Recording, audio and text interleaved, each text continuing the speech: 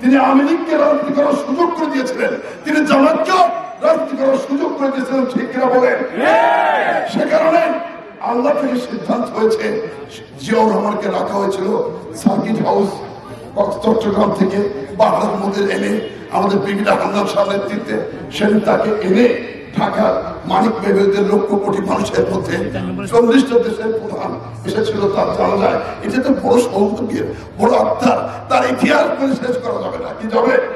জিয়াউর রহমান না হলে বিদ্যুৎ চলতো না, জিয়াউর রহমান না হলে খাবার হতো না, জিয়াউর রহমান না হলে ধান হতো না, জিয়াউর রহমানের গম হতো না, জিয়াউর রহমানের তুলা এবং টেক্সটাইল মিল না হলে গার্মেন্টস সেক্টর যেভাবে উন্নয়ন করে গেছেন, তারপরে পল্লী বিদ্যুৎ যেভাবে দিয়েছেন, সকল ক্ষেত্রে জিয়াউর রহমান।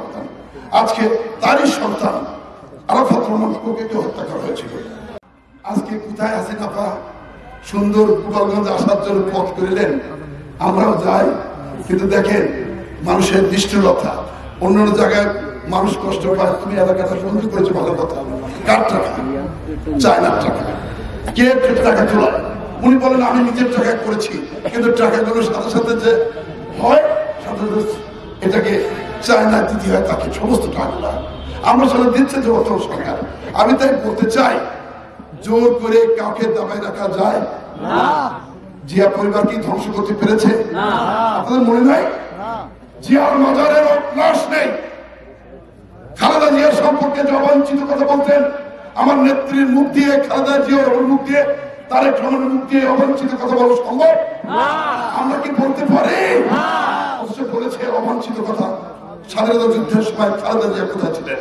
তা আমি যদি বলি স্বাধীনতা যুদ্ধের সময় বিশেষ মুজিব কোথায় ছিলেন, তাহলে এই প্রশ্নগুলো পাশাপাশি করে বললাম। পাশাপাশি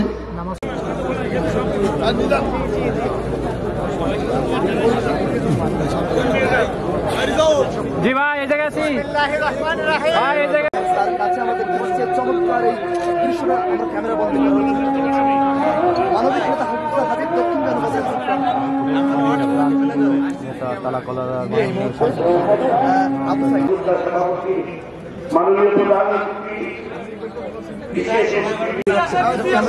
চেষ্টা করেছি আমরা কিছু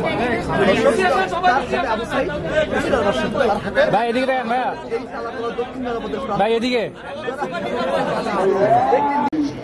আমরা ইতিমধ্যে আমাদের নেতৃত্বে আপনাদের প্রতি আমাদের আস্থা। এই তালা থেকে আপনারা আমাদের চাইতেও বেশি ধারের শীতে ভোট, এটা আমার জানা নাই। তবে আপনাদের কাছে আহ্বান করি, দ্বিগুণ সময় তালার মাটিতে দেয়।